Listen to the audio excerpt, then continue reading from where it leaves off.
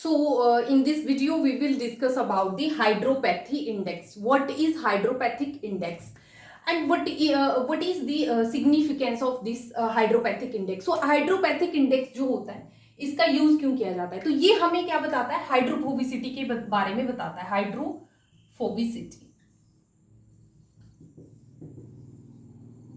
ठीक है। Hydropathic index हमें क्या बताता है? About the hydrophobicity of a given molecule और रेजिड्यू। ओके, कि वो जो मॉलिक्यूल है हमारे पास वो हाइड्रोफोबिक है, ये बताता है हाइड्रोपैथी इंडेक्स उस मॉलिक्यूल का, ठीक है। और ये हाइड्रोपैथी इंडेक्स कैसे निकाला जाता है? How we find out the hydropathy index? So experimentally this hydropathic index has been determined for the amino acid residue. So hydropathic index जो है, फॉर एग्जाम्पल ये क्या करता है? ये जो फ्री एनर्जी होती है, free energy change, free energy of transfer, ठीक है, फ्री एनर्जी ऑफ ट्रांसफर जो है उसका सम करके जो है ओवरऑल हाइड्रोफोबिसिटी बता सकता है। मतलब वहां पे बहुत सारे अमीनो एसिड प्रेजेंट हैं। फॉर एग्जांपल हमें कोई प्रोटीन दिया हुआ है, उसमें अमीनो एसिड प्रेजेंट है, तो हमें बताना है कि ये हाइड्रोपैथिक इंडेक्स उसका हाइड्रोफोबिसिटी बताएगा पूरे सीक्वेंस का, ठीक है। तो कैसे बताएगा? उसकी जो फ्री एनर्जी ऑफ ट्रांसफर है, हर एक रेजिड्यू, हर एक अमीनो एसिड रेजिड्यू जो सीक्वेंस में प्रेजेंट है, उस सारे रेजिड्यू की फ्री एनर्जी ऑफ ट्रांसफर को सम करके ये हमें उस सीक्वेंस के बारे में बताएगा कि वो उसका हाइड्रोपैथी इंडेक्स कितना है और वो कितना हाइड्रोफोबिक है, ठीक है। उसका एक रेंज बताएगा हाइड्रोफोबिसिटी की। ओके, तो that is the hydropathic index. और ये फ्री, अब यहाँ पे क्वेश्चन है कि what is the free energy of transfer. तो इसके बारे में हम एक बार डिस्कस कर लेते हैं। What is the free energy of transfer? Free energy of transfer क्या है? फॉर एग्जाम्पल हम अमीनो एसिड की बात कर लेते हैं, ठीक है। यह हमारे पास अमीनो एसिड रेजिड्यू है, कोई अमीनो एसिड, ठीक है। अमीनो एसिड को मान लो हमने ट्रांसफर करना है, ठीक है। ट्रांसफर कर रहे हैं हम किसी भी हाइड्रोफोबिक सॉल्वेंट से, हाइड्रोफोबिक सॉल्वेंट है, ठीक है। इस अमीनो एसिड को हमने कहां पे रखा हुआ है? कोई हाइड्रोफोबिक सॉल्वेंट है, ठीक है, हाइड्रोफोबिक सॉल्वेंट है। अब वहां से हमने इसको कहां पे ट्रांसफर करना है? वाटर में, ठीक है, वाटर में ट्रांसफर करना है। Okay, let me erase it. Okay, so when we transfer the amino acid residue from hydrophobic solvent into the water, what would happen there? So वहां पे क्या होगा? what would happen? कि यहाँ पे क्या है, कुछ एनर्जीज जो है वो निकलती हैं जब हम ये ट्रांसफर कर रहे हैं। तो या तो वहां पे जो है वो फ्री एनर्जी जो है वहां पे ये रिलीज की जाएगी, रिलीज हो जाएगी, या फिर वहां पे जो है वो हमें एनर्जी लगानी पड़ेगी। एनर्जी जो है वो नीडेड है फॉर द रिएक्शन, ठीक है। दो तरह की जो है वहां पे कंडीशन हो सकती हैं कि हमारी जो एनर्जी है, या तो वहां पे जब हम उस अमीनो एसिड को हाइड्रोफोबिक सॉल्वेंट से वाटर में ट्रांसफर कर रहे हैं, तो या तो वहां पे एनर्जी रिलीज हो रही है या फिर वहां पे एनर्जी लगानी पड़ रही है एक्सटर्नली। ओके, तो ये दो तरह के केस आते हैं, ठीक है। We already learned about these type of reactions, हमने केमिस्ट्री में स्टडी किया होता है। what are exothermic and what are endothermic reactions? okay, so दो तरह के रिएक्शंस आते हैं, एक्सोथर्मिक आते हैं, exothermic and endothermic reaction, endothermic reactions. तो ये दो तरह के रिएक्शन होते हैं, एक्सोथर्मिक एंड एंडोथर्मिक। तो एक्सोथर्मिक क्या होते हैं? ऐसे रिएक्शन जहां पे एनर्जी रिलीज होती है, ठीक है। तो यहाँ पे क्या है? एनर्जी जो है, इन टाइप में एनर्जी जो है रिलीज की जाती है, ठीक है। जब भी एक्सोथर्मिक रिएक्शन होंगे वहां पे एनर्जी जो है वो रिलीज की जाती है, जबकि एंडोथर्मिक रिएक्शन में जो है वो एनर्जी चाहिए होती है, ठीक है, एनर्जी नीडेड। तो यहाँ पे हमें एक्सटर्नली जो है वो एनर्जी प्रोवाइड करवानी पड़ती है सिस्टम को, ताकि वो रिएक्शन जो है वहां पे वो कैरी आउट हो सके। तो ये दो तरह के रिएक्शंस होते हैं। What do you mean by free energy? तो फ्री एनर्जी को एक बार हम ऐसे ब्रीफली समझ लेते हैं। What is free energy? Free energy means the energy available in the system to do work. कुछ काम करने के लिए जो हमें एनर्जी चाहिए, दैट इज फ्री एनर्जी। और फ्री एनर्जी अगर वहां पे मान लो ये रिएक्शन हमने किया, अमीनो एसिड हमारे हाइड्रोफोबिक सॉल्वेंट में थे, हाइड्रोफोबिक सॉल्वेंट में थे, और उनको ट्रांसफर किया हमने वाटर में, तो हमारी जो है अगर वहां पे क्या हो रहा है, अगर वहां पे एनर्जी रिलीज कर रही है, एनर्जी जो है रिलीज कर रही है, mean that is a type of exothermic reaction. तो जितने भी एक्सोथर्मिक रिएक्शन होते हैं मींस वहां पे एनर्जी ऑलरेडी रिलीज कर रही है। रिलीज कब करेगी और हमें एनर्जी नीडेड कब रहेगी, ठीक है। फॉर एग्जाम्पल अगर कोई रिएक्शन है, ठीक है, कोई भी रिएक्शन है जो कि अब जो कि क्या है उसको फेवरेबल कंडीशन मिल रही है। फॉर एग्जाम्पल हम यहाँ पे समझ लेते हैं कि अमीनो एसिड से ही समझ लेते हैं कि हमारा जो अमीनो एसिड है, मान लो ये पोलर टाइप का है, पोलर अमीनो एसिड है, ठीक है। तो जब पोलर अमीनो एसिड को हमने हाइड्रोफोबिक सॉल्वेंट से वाटर में ट्रांसफर करना है, तो वाटर भी क्या है, पोलर नेचर का है, तो ऑब्वियसली इसके लिए क्या है, ये फेवरेबल कंडीशन है, ठीक है। जब पोलर अमीनो एसिड को हम इसमें ट्रांसफर करेंगे तो यहाँ पे जो है एनर्जी रिलीज कर देगी, वहां पे क्या होगी, एनर्जी रिलीज करेगी, एनर्जी रिलीज करेगी। तो ऐसे रिएक्शंस जहां पे एनर्जी रिलीज कर रही है means they are exothermic reaction. और एक्सोथर्मिक रिएक्शन में जो फ्री एनर्जी चेंज होता है दैट इज नेगेटिव, ठीक है। ये हमने ऑलरेडी थर्मोडायनेमिक्स में स्टडी की होती चीजें, जहां पे भी एनर्जी रिलीज हो रही है तो वहां पे जो फ्री एनर्जी है दैट इज नेगेटिव, उसकी वैल्यू क्या होती है, नेगेटिव, और वो है एक्सोथर्मिक टाइप के रिएक्शन। जहां पे डेल्टा जी की वैल्यू नेगेटिव आ जाती है उसको बोलेंगे हम एक्सोथर्मिक रिएक्शन, एक्सोथर्मिक रिएक्शन। सो यहाँ पे पोलर अमीनो एसिड थे, वाटर भी पोलर है, तो इसकी कंडीशन क्या है, फेवरेबल है, और रिएक्शन कैसे टाइप का है, एक्सोथर्मिक है, ठीक है। वाइल कुछ जो या फिर चार्ज्ड भी हो सकते हैं, ठीक है, पोलर या चार्ज्ड जो अमीनो एसिड है, ठीक है, उनके लिए ये कंडीशन है, वहां पे क्या होगा, एनर्जी रिलीज की जा रही है। और फॉर एग्जाम्पल अगर हमारे पास अमीनो एसिड जो है वो नॉन पोलर टाइप के हैं, ठीक है, नॉन पोलर टाइप के, नॉन पोलर टाइप के मींस कि अगर हम इनको वाटर में ट्रांसफर करने लगेंगे नॉन पोलर के, तो नॉन पोलर जो अमीनो एसिड हैं उनके लिए तो ये फेवरेबल नहीं है कंडीशन, उनके लिए क्या है, वहां पे भी नॉन पोलर या हाइड्रोफोबिक सॉल्वेंट जो है वो रिक्वायर्ड रहते हैं, ठीक है, तो इनके लिए क्या है, ये अनफेवरेबल है। तो ऐसे रिएक्शंस को हमें एनर्जी जो है वो एक्सटर्नली प्रोवाइड करनी पड़ती है, और इस टाइप के रिएक्शन जहां पे एनर्जी जो है वो हमें बाहर से लगानी पड़ती है उनको बोलते हैं हम क्या, एंडोथर्मिक रिएक्शंस, एंडोथर्मिक रिएक्शंस। और इनमें जो अगर हम फ्री एनर्जी जो देखें उसकी वैल्यू पॉजिटिव रहती है, ठीक है, पॉजिटिव रहेगी। तो हमने ये समझ लिया अमीनो एसिड के केस में कि अगर अमीनो एसिड पोलर होंगे तो जब हम हाइड्रोफोबिक सॉल्वेंट से उसको वाटर में जो है ट्रांसफर करेंगे then the energy of transfer जो वहां पे फ्री एनर्जी ऑफ ट्रांसफर है उसकी वैल्यू नेगेटिव में जाएगी, ठीक है।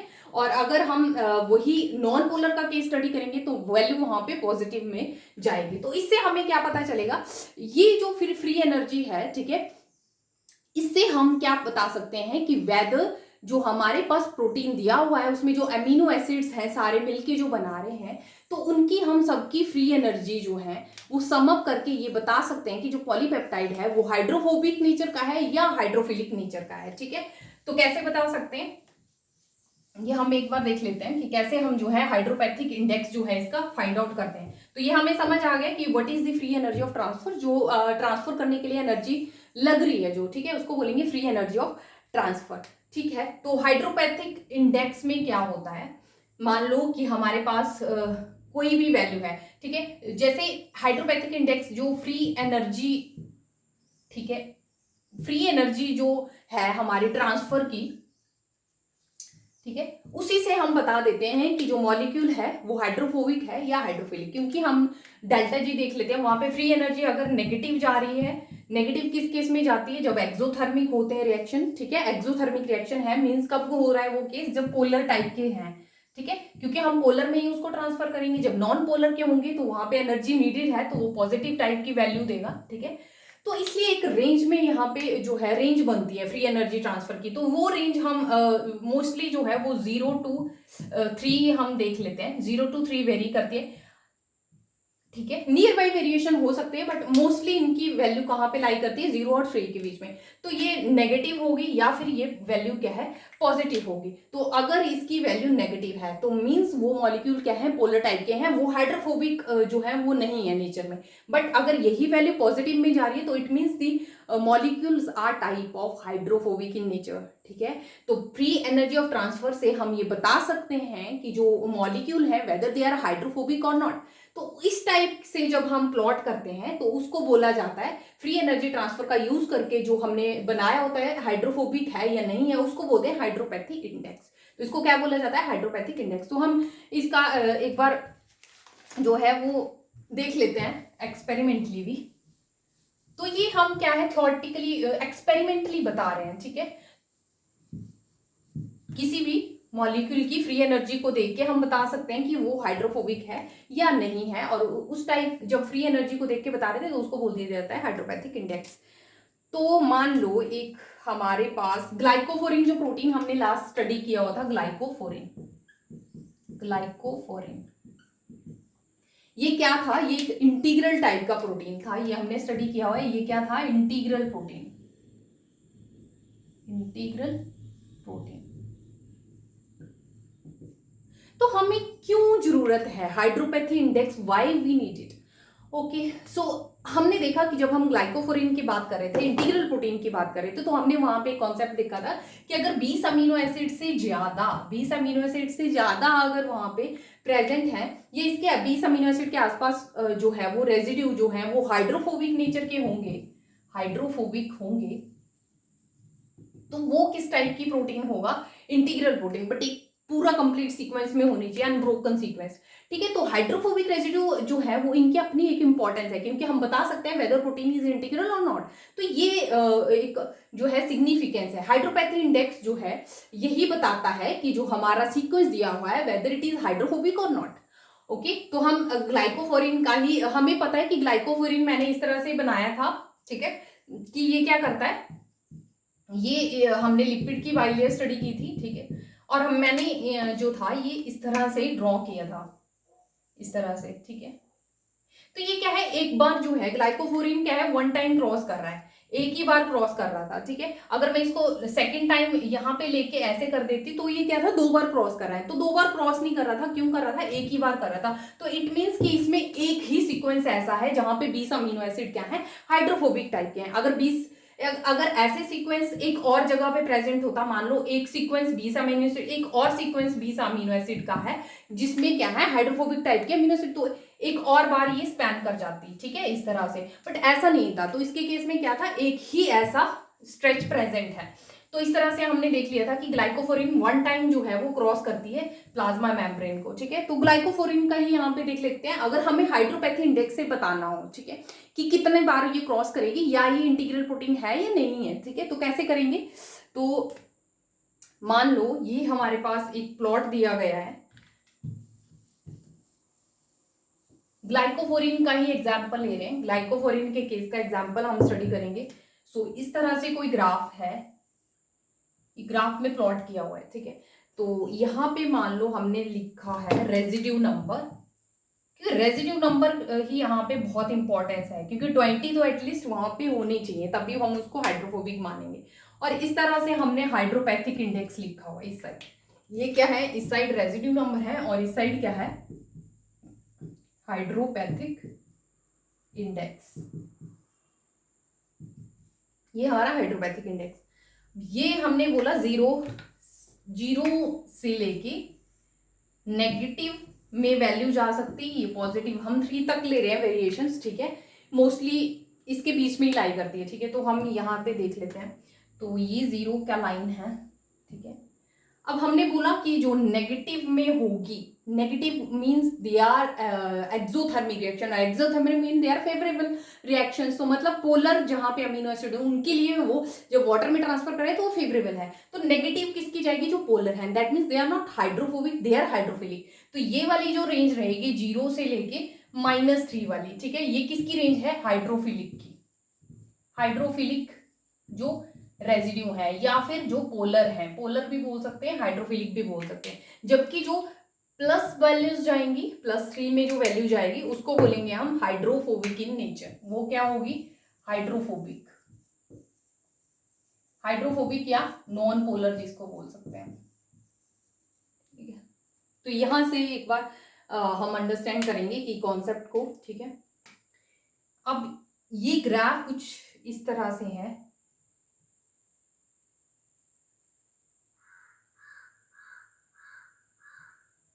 no, this like this, and one is this goes like this and so on, ठीक है। ये हमारे पास कोई प्लॉट की दिया हुआ है, ग्लाइकोफोरिन का है ये, ठीक है, ग्लाइकोफोरिन प्रोटीन का, ये फाइंड आउट किया था, ठीक है, ये ड्रॉ किया हुआ है बुक में, ठीक है। तो इस तरह से दिया हुआ है। तो इसमें क्या है कि यहाँ पे मान लो रेजिड्यू नंबर है 0, 10, 20, 30, 40, 50, या यहाँ पे क्लियर मैं प्लॉट नहीं कर सकती, बट हाँ एक आइडिया ले लेते हैं। 0 to 50 है यहाँ पे, ठीक है। और ये जो है कुछ, ये वाला जो प्लॉट है ना, ये 75 to 95 के बीच में पड़ता है, ठीक है, ये वाला रेंज। बाकी भी है 100 हो गया, 130 तक गया है ये, ठीक है। और ये क्या है, यहाँ पे 3 वैल्यू है, ठीक है। 0 to 3 +3 यहाँ पे वेरी करिए, 0 to -3 इस साइड वेरी करिए। अब एक और चीज देख लेते हैं। तो ग्लाइकोफोरिन में हमें पता है कि जो प्रोटीन है वो 1 टाइम क्रॉस करती है बाइलेयर को। एक स्ट्रेच है जो 20 अमीनो एसिड का है, जो एक स्ट्रेच है वो 20 अमीनो एसिड जो है वो उनका है, और वो क्या है, हाइड्रोफोबिक नेचर का है, बट 20 अमीनो एसिड होने चाहिए। तो यहाँ पे क्या है एक्चुअली, या अगर हम हाइड्रोफोबिक और हाइड्रोफिलिक पार्ट देख लें ग्राफ का, तो जो 0 से +3 की रेंज में है दे आर हाइड्रोफोबिक, और 0 से -3 वाले क्या है, हाइड्रोफिलिक, ठीक है। तो 0 हमें क्या बताना है कि हाइड्रोफोबिक है वो या नहीं है, ठीक है, ग्लाइकोफोरिन का पार्ट जो हाइड्रोफोबिक है।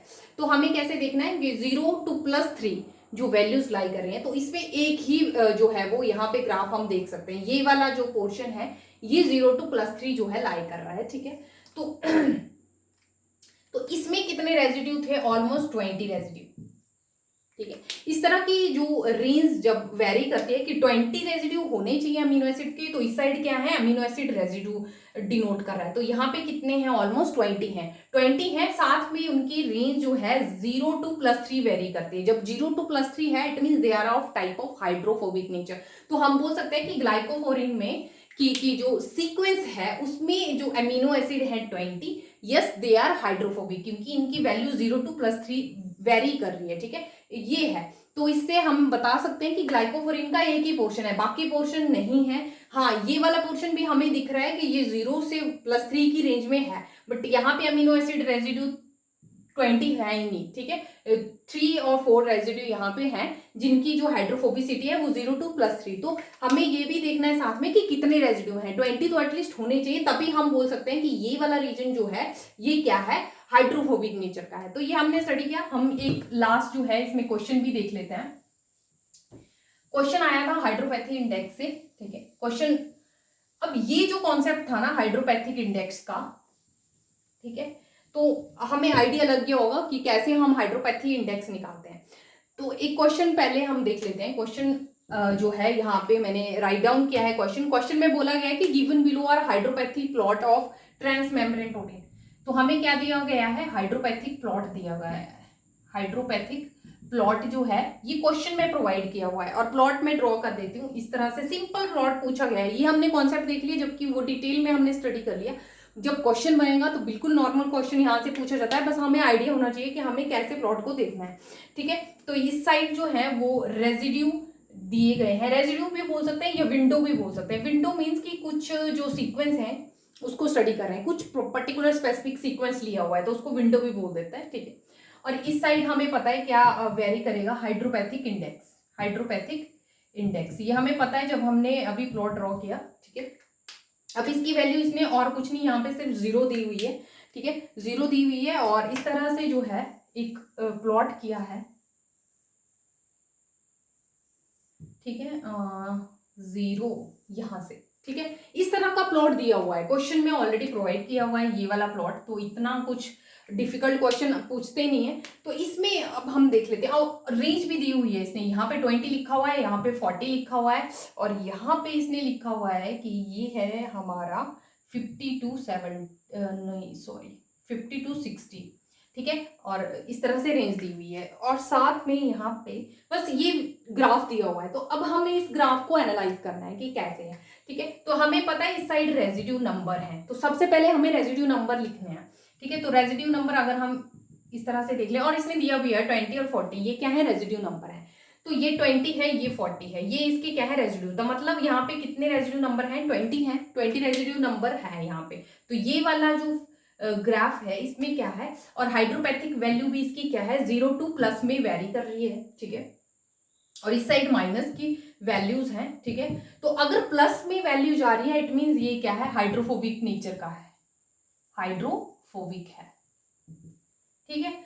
और कोई हमें पीक यहाँ पे दिख रही हो तो ये पीक भी हाइड्रोफोबिक रीजन में जो है लाई कर रही है, क्योंकि 0 से अबव जा रहा है, ठीक है। बट यहाँ पे एक और लॉजिक हमें पता होना चाहिए, रेजिड्यू नंबर ऑलवेज क्या है 20 होना चाहिए एटलीस्ट, तो यहाँ पे 20 तो है नहीं, ठीक है। यहाँ पे रेजिड्यू नंबर ऑलमोस्ट जो है 5 या 7 8 इस तरह के रेजिड्यू प्रेजेंट है, तो ये दिया गया है हमारा, ठीक है। तो हम यहाँ से प्लॉट में देख के क्या बोल सकते हैं कि एक ही पीक यहाँ पे प्रेजेंट है जिसका क्या है, हाइड्रोफोबिक नेचर है, और साथ में वो 20 रेजिड्यू है वहां पे अमीनो एसिड के। तो इस तरह के 20 अमीनो एसिड स्टेट जो प्रेजेंट है जो हाइड्रोफोबिक नेचर के, तो वो क्या होगी, एक इंटीग्रल प्रोटीन है, और यह transmembrane protein that is crossing the bilayer of the lipid core, okay. So hydrophobic nature, तो यहाँ पे क्वेश्चन क्या बना था कि कितने जो है यहाँ पे ट्रांस मेम्ब्रेन प्रोटीन जो है वो कितना, हेलिक्स मीन्स कि वो कितना टाइम क्रॉस कर रही है वहां से, ठीक है। तो यहाँ पे आंसर क्या होगा, whether it is crossing for 1 time 2 time और 4 टाइम या 5 टाइम, तो क्या है answer is 1 time he cross करा है। सेकंड भी हम देख सकते हैं, अगर हमें ये 20 अमीनो एसिड का कॉन्सेप्ट नहीं लगाएंगे तो हम सीधा अगर वैल्यू देखेंगे हाइड्रोफोबिक की, तो obviously this peak is also lying between the 0 and positive value, ठीक है। तो इसको भी बोल सकते हैं कि हाइड्रोफोबिक नेचर का है, बट यहाँ पे रेजिड्यू नंबर कितना होना चाहिए 20, तभी वो इंटीग्रल प्रोटीन या ट्रांस मेम्ब्रेन प्रोटीन है, अदरवाइज वो ट्रांस मेम्ब्रेन प्रोटीन है ही नहीं। तो यहाँ पे ट्रांस मेम्ब्रेन प्रोटीन का अगर हम देखें तो कितने अल्फा हेलिक्स या मतलब वो कितनी बार क्रॉस कर रही है, तो 1 टाइम होगा, तो इसका आंसर क्या है 1 है, ओके। सो ये कॉन्सेप्ट था हाइड्रोपैथिक इंडेक्स का, ठीक है। हाइड्रोपैथिक इंडेक्स में कुछ नहीं है, हाइड्रोपैथिक इंडेक्स हमें हाइड्रोफोबिसिटी बताता है, और हाइड्रोफोबिसिटी हम कैसे बताते हैं, एक हमारे पास इंडेक्स में रेंज दी गई है, मान लो 0 या पॉजिटिव या नेगेटिव, जब वो नेगेटिव वैल्यू में होगा तो वो हाइड्रोफिलिक नेचर का है, अगर वो पॉजिटिव वैल्यू में होगा तो वो क्या है, हाइड्रोफोबिक। ये कैसे देखा था हमने, जब हम किसी भी जो अमीनो एसिड रेजिड्यू है उसको किसी हाइड्रोफोबिक सॉल्वेंट से हम वाटर में ट्रांसफर करते हैं, तो वाटर जो है पोलर टाइप का है, अगर रेजिड्यू पोलर है या हाइड्रोफिलिक है तो ऑब्वियसली उसकी फेवरेबल कंडीशन है तो वो नेगेटिव होगा। तो यहाँ पे अमीनो एसिड रेजिड्यू कैसा है, hydrophilic, that is not hydrophobic, means polar type के। और अगर वो वैल्यू पॉजिटिव है, एनर्जी लगानी पड़ रही है ट्रांसफर के लिए, ठीक है, वाटर में ट्रांसफर कर रहे हैं, तो अगर वहां पे अमीनो एसिड कैसे हैं, हाइड्रोफोबिक टाइप के हैं, तो हमें एनर्जी लगानी पड़ेगी, तो मतलब पॉजिटिव में एनर्जी जो है वहां पे रेंज करेगी, ठीक है। तो इस तरह से हम बता सकते हैं कि अगर एनर्जी की वैल्यू पॉजिटिव है तो वो हाइड्रोफोबिक टाइप के हैं, अगर वो नेगेटिव है तो वो हाइड्रोफिलिक टाइप के हैं। और सेकंड चीज, अगर हमें इंटीग्रल मेम्ब्रेन प्रोटीन का बताना है तो इंटीग्रल मेम्ब्रेन प्रोटीन में 20 अमीनो एसिड एटलीस्ट होने चाहिए जो हाइड्रोफोबिक हो। तो यहाँ पे 20 अमीनो एसिड हाइड्रोफोबिक है, इसीलिए हमने बोला ये ट्रांस मेम्ब्रेन है, मींस इंटीग्रल प्रोटीन का पार्ट है, और इसमें एक ही ऐसा स्टेज प्रेजेंट है और बहुत सारे नहीं है। दूसरा स्टेज भी देख सकते हैं जो पॉजिटिव वैल्यू में लाई कर रहा है, बट इसमें अमीनो एसिड 20 है ही नहीं, तो इसलिए इसमें आंसर 2 भी पिक कर सकते थे, बट वो गलत है, answer is 1, okay. That's all about the hydropathic index.